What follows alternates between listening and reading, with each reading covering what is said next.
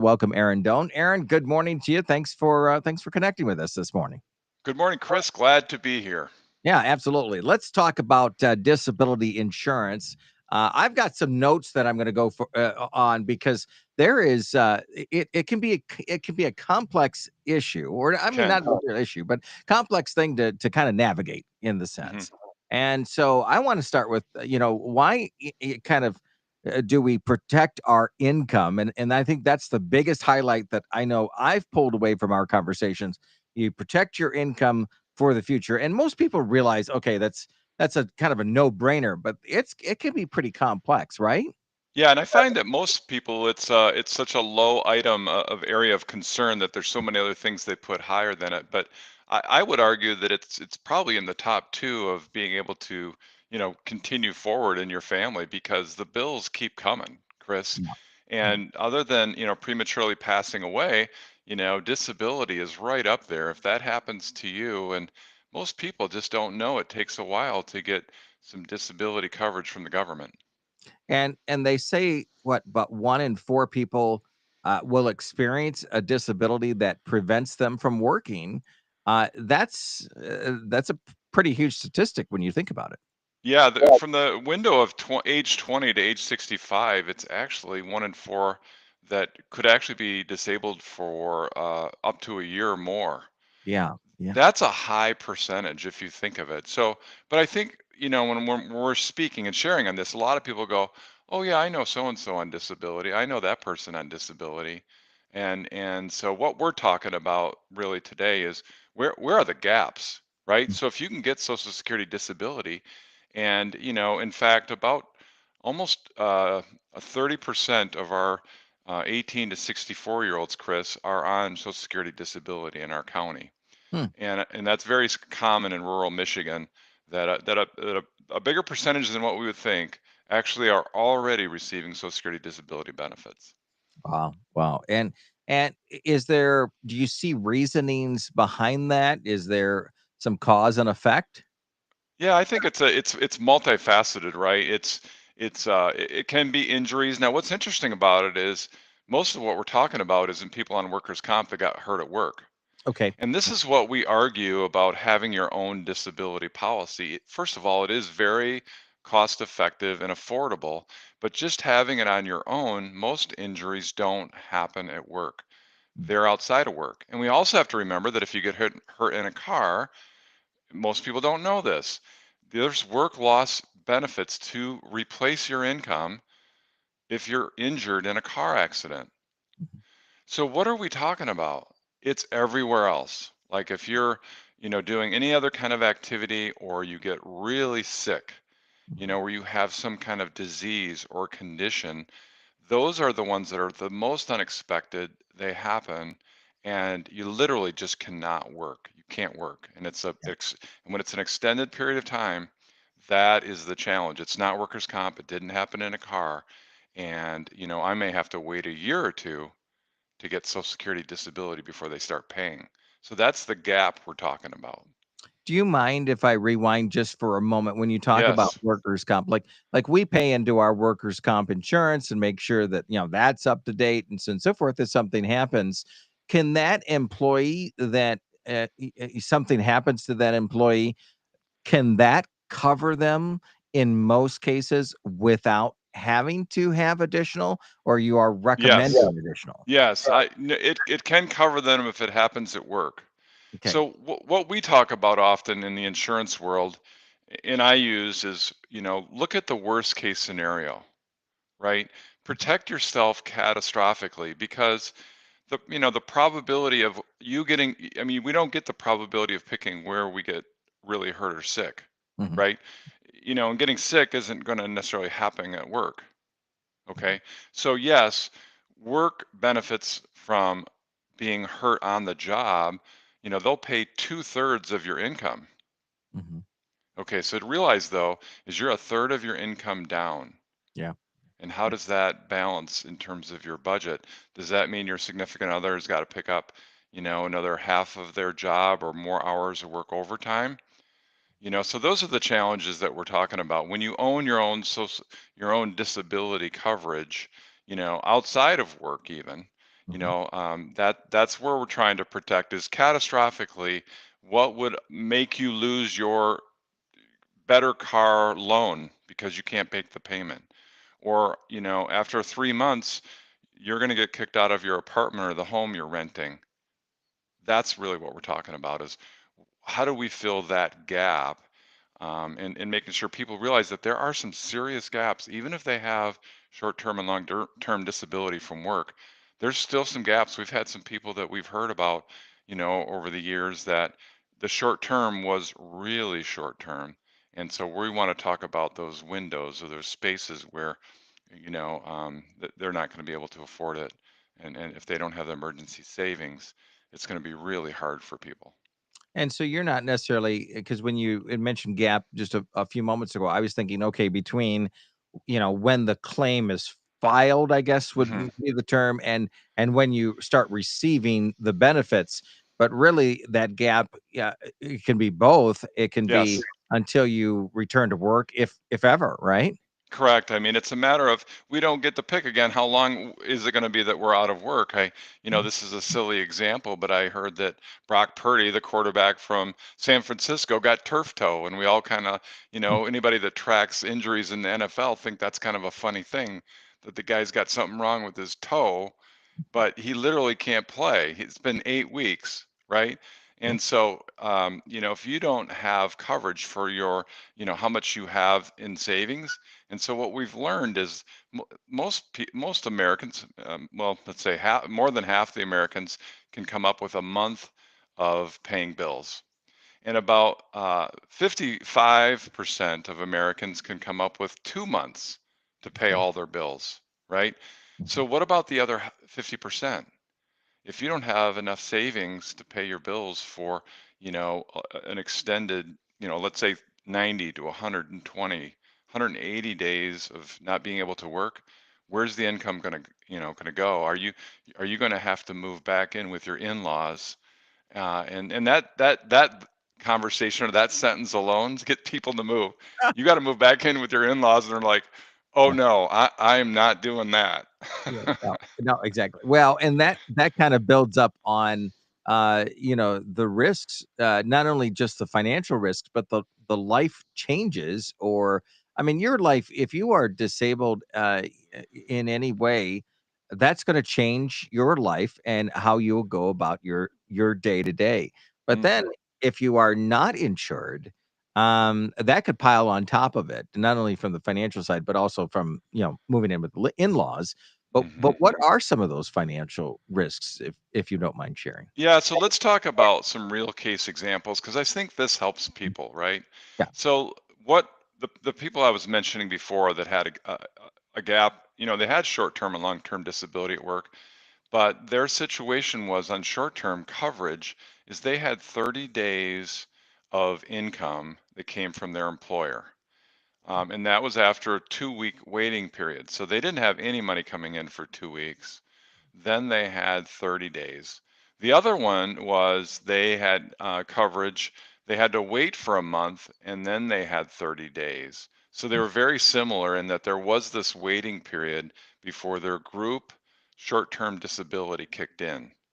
Okay. And so they were in massive scramble mode, borrowing money, trying to figure out how to pay things, So I would say that, a lot of two dual income earners, Chris, if they got a reliable vehicle that's a little bit newer, is they do have a car loan. And I would say about half of our community members and people that are listening have this car loan. But if the car loan used to be $200-300 a month, well, Chris, those days are gone. There's a Mhm. lot of people paying 500, 6, 700 or more for their car loan, and they literally would lose that vehicle, and have to turn it in because of not being able to pay, on that car. And so what we also learn is a lot of that group has a second car, but it really is typically quite a bit older. Mhm. It's not as reliable for the kids and it's safe, but they definitely do have a backup vehicle to get to and from work, but it's nowhere near the main family vehicle. Well, so having disability insurance, does that pay off the loan, or does that just, keep the payments fulfilled? It keeps the payments fulfilled. We always call this paycheck protection. You Okay. know, when you get really sick or really hurt, we're trying to pay, keep your paychecks coming. And so what happens is you pay a little bit of premium to make sure you have some short term. Most people look for sure at short term because it provides a benefit of 1 to 3 years. Mm, So mm, there's a great number of people, Chris, that know that Social Security disability takes a year or sometimes 2 years to get. mm. You know, it's 3/4 of all initial Social Security disability applications are denied. Wow. Wow. Okay, so while you're waiting to get SSDI, you're trying to figure out what are we doing? Like we got to pay these bills.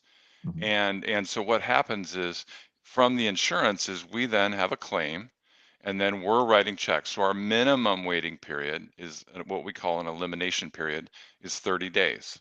Okay.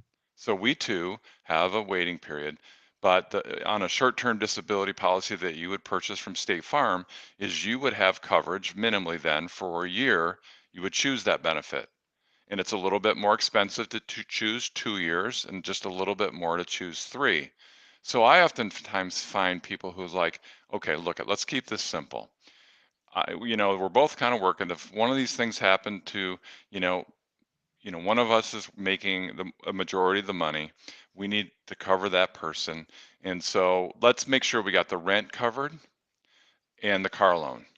And so Mm, we literally are quoting, let's say the rent's, 1200 and the car loan 600. We're literally writing a policy that they're going to get $1,800 a month after 30 days and get it for a year or two.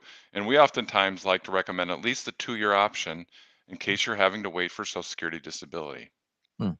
I'm glad you broke it down that way because that, I mean, and that's what is happening. I mean, you must have those that come in that are, that do become disabled, and they've got to be frustrated with everything else that Hmm. is out there, and counting on everything that you put in place for them to kick in quickly.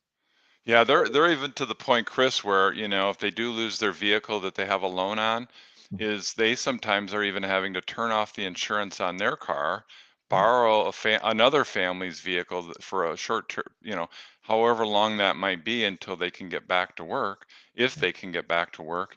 And, they're literally cutting, all the expenses, asking family members for, some food items and, sometimes doing a spaghetti dinner, and things and GoFundMe. So a mhm, lot of these things are you just really relying on a lot of other people to be generous. And we have a very giving community, mhm, extremely giving.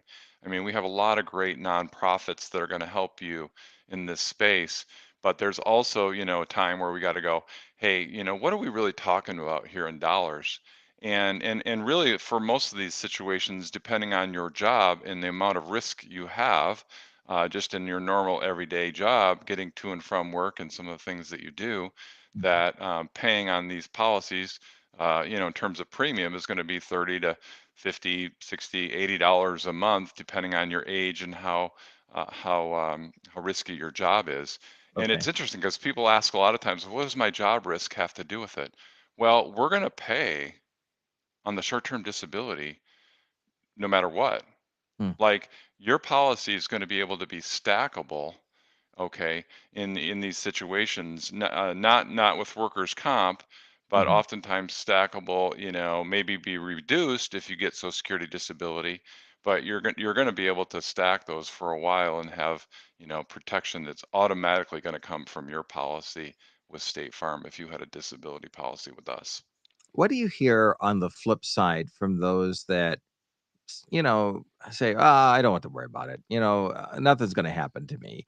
Is that really the pushback that happens? Is it greater than that? Yeah, I think it's more, I'll take the risk, and what we try to do is be risk advisors, Mhm, is go, well, let's just take a minute and let's look at what your risk really is so because we'll ask them, have you really looked at it on paper and actually wrote it out in front of you what your normal bills are, just so you can actually look at them. And mm, I've said this over the years on our little thing that we do with on the radio station is like write your budget down so you can actually see the numbers and see the total. Mm, Okay, and then I think what that does is that really helps people is like, okay, now let's go. You're not going to have any pay for 30 days. Where are you cutting and what are you going to cut off of this budget? Now, what if okay, so you're going to cut a third of it off immediately. We're canceling all our Netflix, our subscriptions, everything like that. Okay, we mhm. cut a third. Well, again, those are maybe the easy parts, but if it's more than that, that's where it starts to cut into a little deeper where it really starts to hurt. We're trying to fill that gap with some disability insurance that you own. And so we can actually go down to $300 a month of a benefit for Okay. short-term disability. Mm, So $300 that you could get to pay whatever bill is or whatever part of your budget you're really short on and mm, you're really kind of freaked out about. Like that's going to hurt so much. We got to have at least $300. And there's definitely times where we go, okay, if you we reevaluate this in a year or two and 300 isn't the right number because of inflation or changes in life, we'll relook at it and rewrite the policy. Maybe at that time it's $500. That mm. would make it so you just wouldn't lose your car loan. You wouldn't lose your apartment, or your mortgage or your home. That we're just trying to help you in those spaces. And I think that's what our job is. Before we wrap up, when somebody reaches out to you to talk about this, what's maybe 2 or 3 questions that you want them to ask you, or that's going to come up in conversation? What is hmm just so our listeners are aware and ready to maybe even ask those questions today. Yeah, I would say just ask us like, what happens if I am really sick for, 6 months or a year? How does my group benefits even work? Mhm, And we love getting asked that because that'll cause people to go get their work benefits and have us review that with them and help them. So they may not need disability insurance, but it sure is nice to review it together and we know what we're looking at when we can look at your benefits and explain it to you if you do have gaps. And mm, sometimes, Chris, when we read them, I'll just finish with this, is just when you uncover that, they didn't know.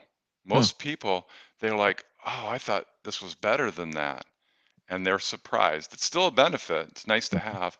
And the last thing I'd like to say is, you want us to ask you, like, what are the biggest risks of everyday life that can really wipe us off the planet and mhm, not allow us to make income? Ask us that question. yeah, What is that could do that? This is an area that can do that. And about half mhm, of our workers, Chris, they don't have any benefits from work. They work for small companies that can't afford it. yeah. So think So about they have that. to and so they're making that up by having those policies, by having those Correct. conversations Yeah, with so you. if you work for a big company, the hospital, the school system, you have those kind of benefits, disability benefits. But if you work for a small company, a majority of those people are having to wait for Social Security disability. They're Mm. having to wait for it to be workers' comp or come from the auto, where they could protect their family, at least in the short term until they can make some changes, maybe sell the vehicle that they have a loan on and not have to, default on that loan and have it affect their credit. That's why having that conversation with a local agent, the local hmm team, like yours, Yeah. that And if makes you sense. don't need it, we're not selling you anything. Mm, I mean, it's quite simple. We're not going to do that. I am not going to allow it in my office. yeah, Period. absolutely. Yeah. No, I agree with you.